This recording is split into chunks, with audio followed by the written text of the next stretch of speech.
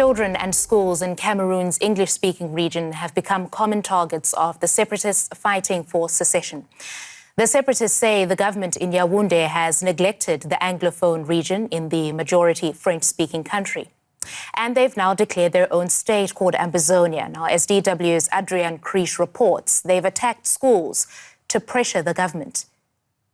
4 years ago, residents of the predominantly English-speaking Western Cameroon protested peacefully against the perceived neglect of the central government, which reacted violently. Since then, civil war has broken out. Separatists are fighting for secession and their own state, Ambazonia. To pressure the regime, they are forcing schools to close. In November, this school was attacked and set on fire. Shortly before, 7 children in another school in Kumba were murdered. In the meantime, some schools have opened again, with lessons taught uneasily under military protection. One boy tells us he is scared of being kidnapped by separatists. We're in front of one of the schools in Bamenda at the moment. It's morning and you can see many of the students are arriving without school uniforms, and they're coming here in front of the entrance to change, to wear them, because they're afraid of wearing the uniforms on their way to school. We travel further into the countryside where many schools are still closed, like here in the village of Numba. But there is a glimmer of hope.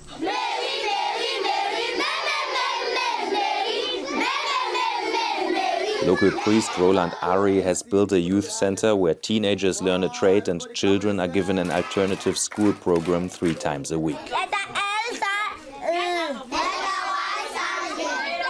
They have seen war, they have seen guns, they have seen people use power in a very irresponsible way. If somebody does not use their life in a profitable way, the life loses meaning itself, loses taste. So you can do anything with it because there's no value for it. So a center like this is really a blessing. I think we're already making a difference. In September, the village school was set to reopen, but separatists have driven away the teachers.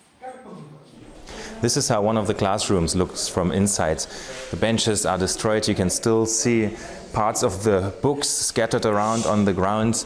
The school has been closed for 4 years now, and we were told by the residents here that it was the separatist fighters who came here to destroy everything. They took some of the benches out to set up barricades on the roads.